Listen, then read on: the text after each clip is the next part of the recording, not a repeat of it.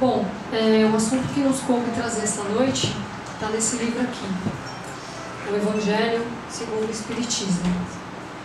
A lição é a de número 16, o nome do capítulo, o capítulo 16. E a lição está nomeada nesse capítulo como Não se pode servir a Deus e a Mamon. Esse capítulo é muito interessante e fica a recomendação de quem puder e quiser ler esse capítulo inteiro. Ele é muito rico e traz assim, boas reflexões para a gente complementar o estudo dessa noite. Tá?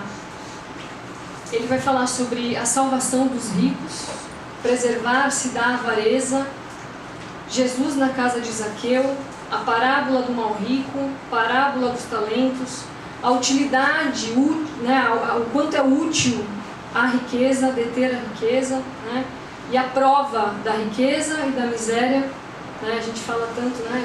Eu não queria ter dinheiro, mas é difícil, prova da riqueza. Vai falar também da desigualdade das riquezas, para a gente entender um pouquinho, né? essa distribuição das riquezas. E toda a lição do Evangelho sempre é complementada por instruções dos Espíritos. Né, os Espíritos que compuseram a codificação junto a Kardec, né, nesse trabalho em conjunto, trazem uma complementação da lição com alguma orientação pontual. E nesse capítulo, nos coube falar justamente de uma dessas instruções, que tem como tema a verdadeira propriedade. Esse é o tema da noite da nossa conversa. Esse tema está nos itens 9 e 10.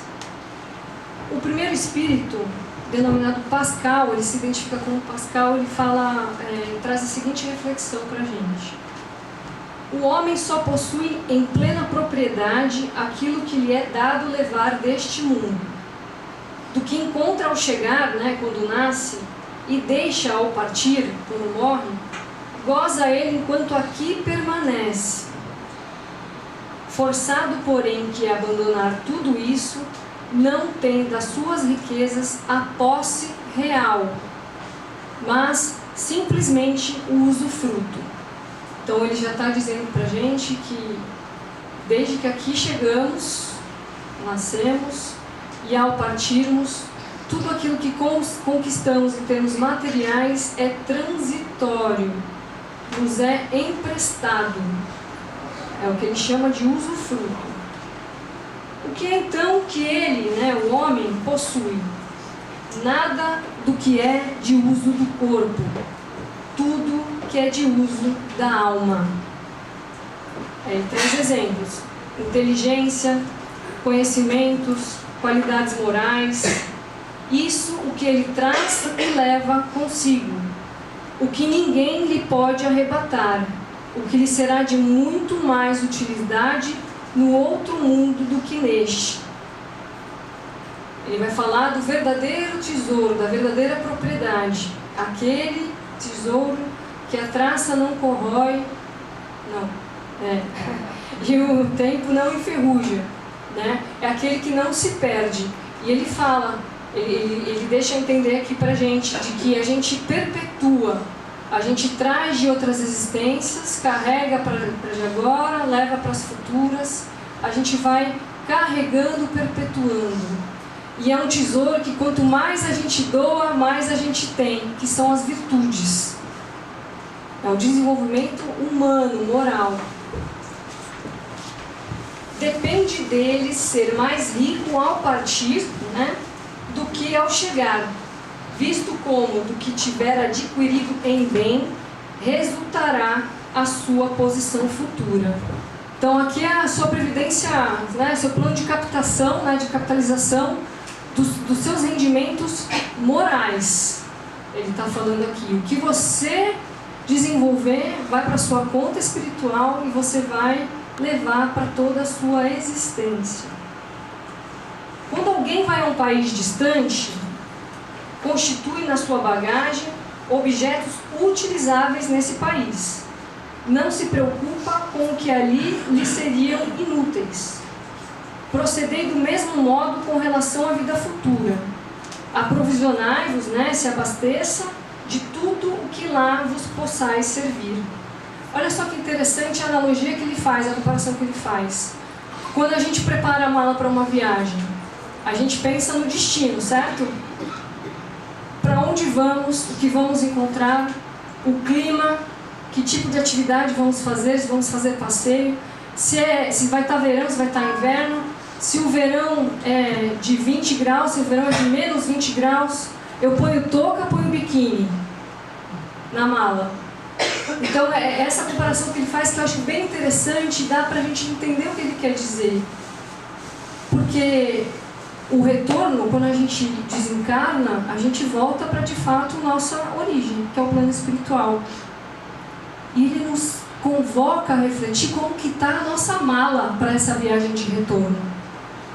O que está dentro dessa mala? Quais são as virtudes que eu estou levando, que eu tive a oportunidade de desenvolver, os meus talentos que eu recebi, que eu conquistei nas outras vidas, que eu multipliquei nessa existência e que vão me servir de ferramentas para a próxima.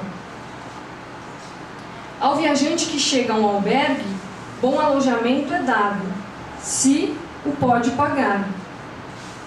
A outros de poucos recursos, é-lhe dado um menos agradável.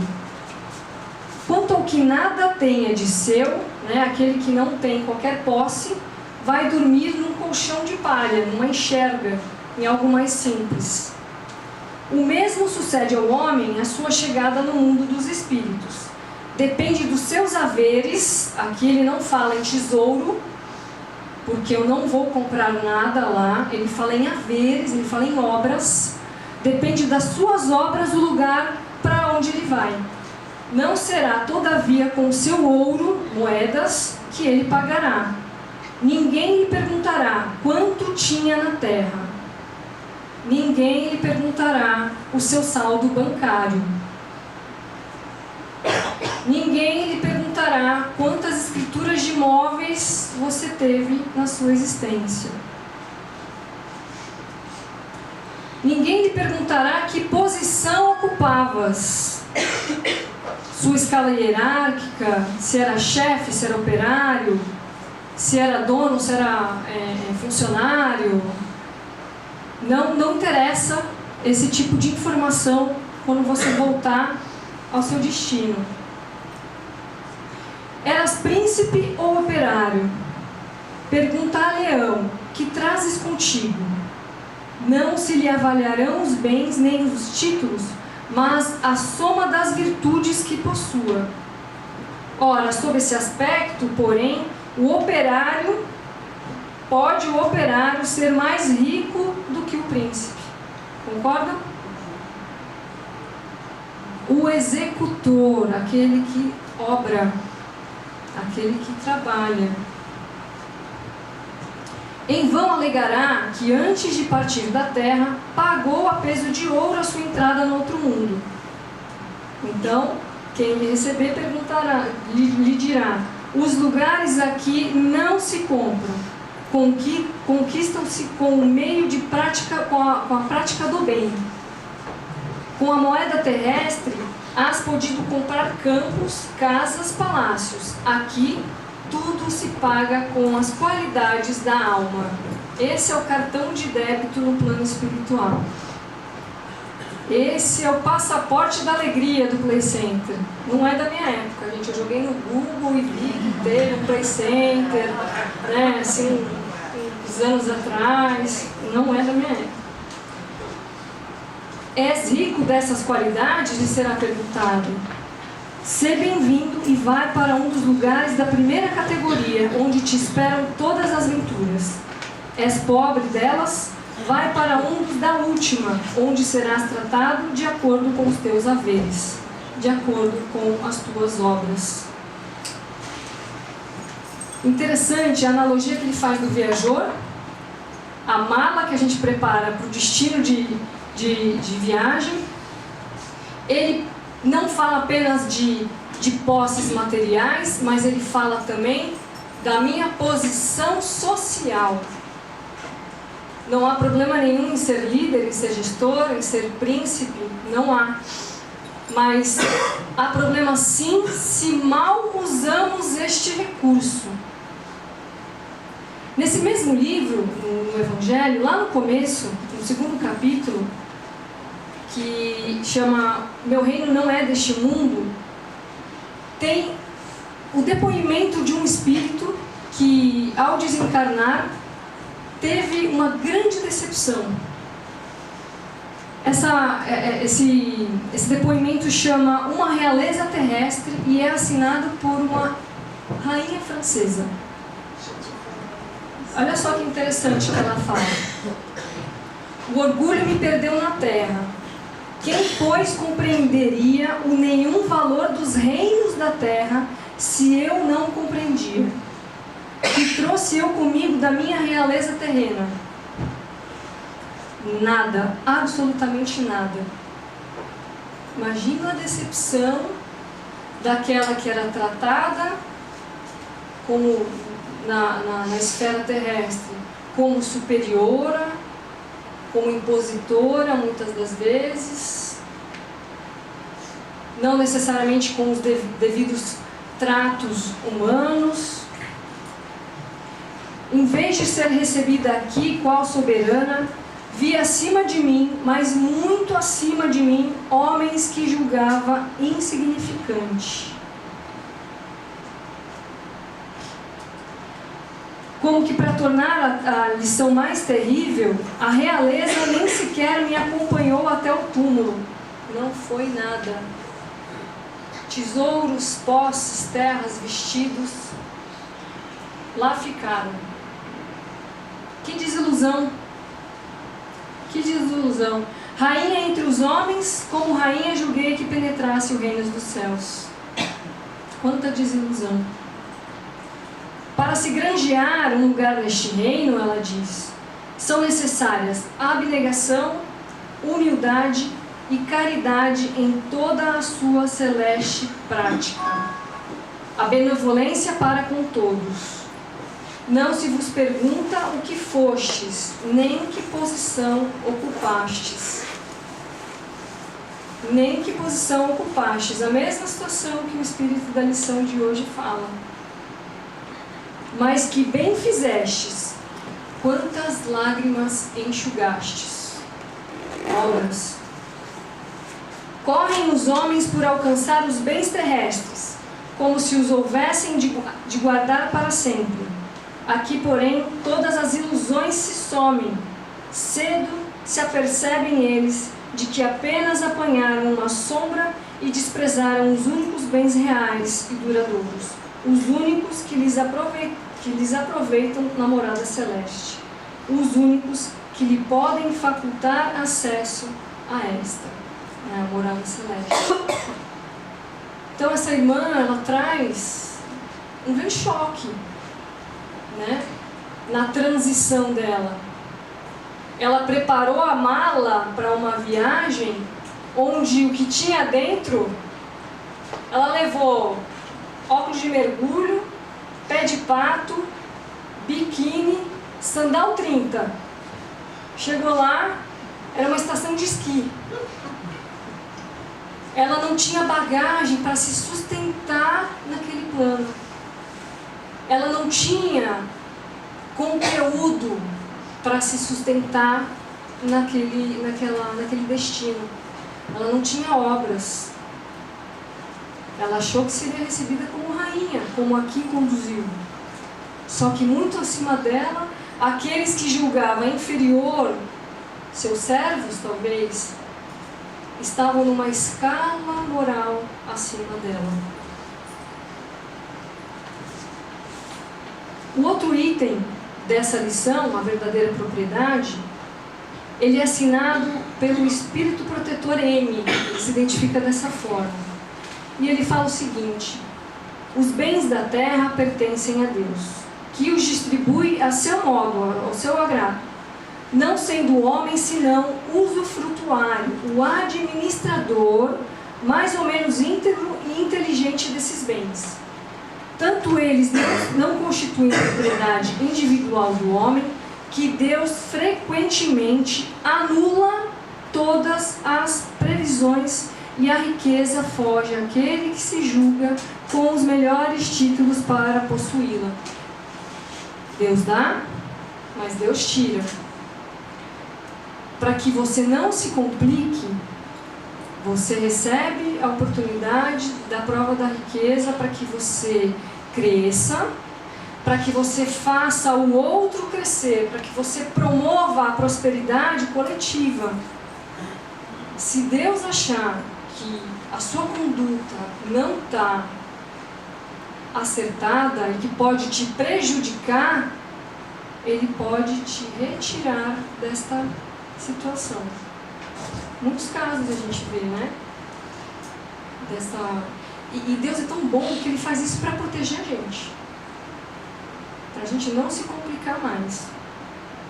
Direis porventura que isso se compreende no tocante aos bens hereditários, porém, não relativamente aos que são adquiridos pelo trabalho. Ele fala de heranças. Sem dúvida alguma, se há riquezas legítimas, isso é muito importante, são estas últimas, quando honestamente conseguidas. Porquanto uma propriedade só é legitimamente adquirida quando da sua aquisição não resulta dano ao outro. Tamanho é relevante essa questão, que no Livro dos Espíritos, Kardec pergunta o que seria a verdadeira propriedade. E eles respondem que é aquela que não causa dano a ninguém, respeitando a lei de justiça e amor. Está lá no primeiro livro da codificação. Segue o Espírito. Contas serão pedidas até mesmo de um único ceitil mal ganho, isto é, com prejuízo de outro. Então, qualquer situação em que você levou vantagem, que a gente levou vantagem, a gente prejudicou alguém e levou e tomou algum ganho com isso, seremos responsabilizados e seremos questionados sobre o mau uso desta ferramenta. Mas do fato de um homem dever a si próprio a riqueza que possua, seguir-se-á que ao morrer alguma vantagem lhe advenha desse fato. Não são a miúde inúteis as precauções que ele toma para transmiti-la a seus descendentes? De certo, porquanto, se Deus não quiser que elas lhe vão ter as mãos, nada prevalecerá contra a sua vontade. Se ele achar que não é, se Deus, de novo, se ele achar que não vai ser proveitoso, pelo contrário, você pode se complicar com aquela questão, ele não deixa que isso aconteça. Poderá o homem usar e abusar de seus haveres durante a vida sem ter de prestar contas? Não. Permitindo-lhe que adquirisse, é possível haja Deus tido em vista recompensar-lhe no curso da existência atual os esforços, a coragem, a perseverança. Se, porém, ele somente os utilizou na satisfação dos seus sentidos ou do seu orgulho, se tais haveres lhe tornaram causa de falência, se lhe prejudicou, melhor fora não os ter possuído, visto que perde de um lado o que ganhou do outro. Então, o que ele de repente conquistou de uma forma, ele perde muito mais nas questões morais. Anulando o mérito de seu trabalho, quando deixar a terra, Deus lhe dirá que já recebeu a sua recompensa. Então, aqui ele vai de novo reforçar a ideia de que somos apenas possuidores temporários, usufrutuários.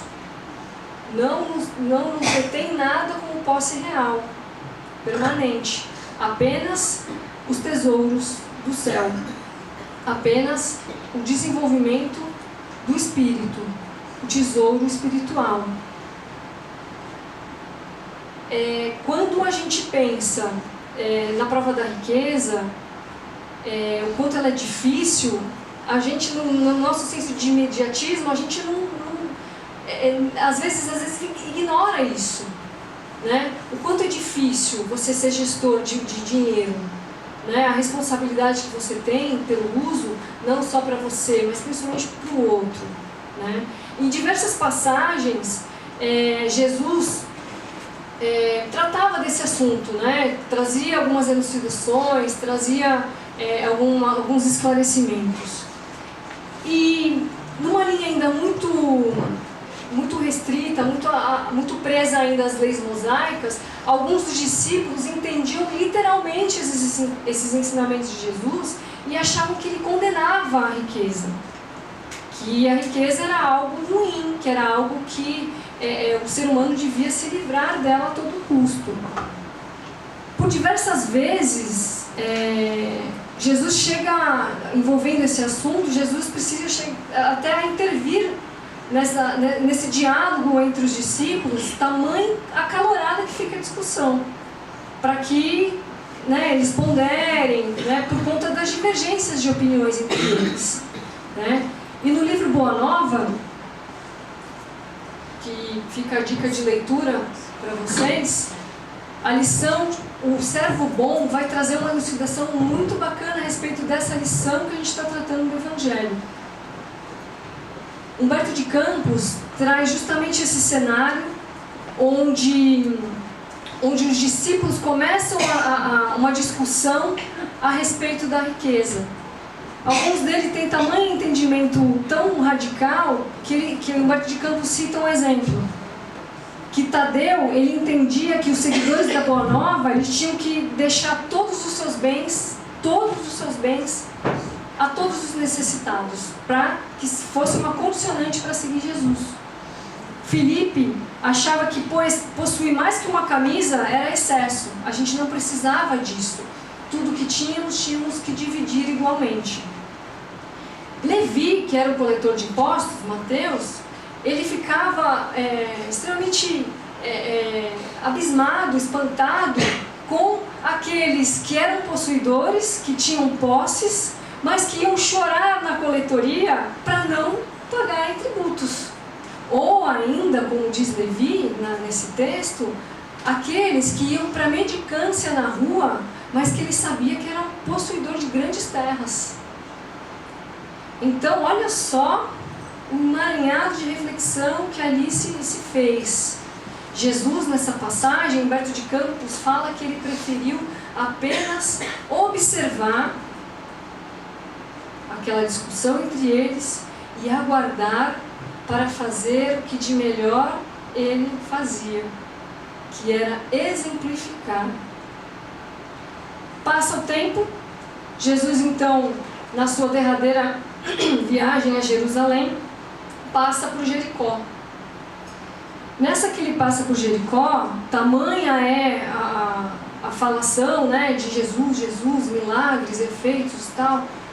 A multidão pelas estradas querem conhecer Jesus, querem observar o Nazareno, o Messias.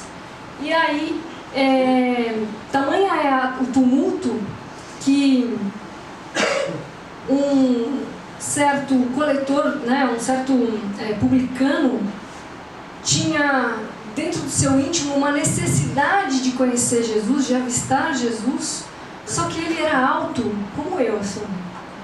Imagina, abarrotado de gente, grande tipo eu, e não conseguia. Então ele faz o quê?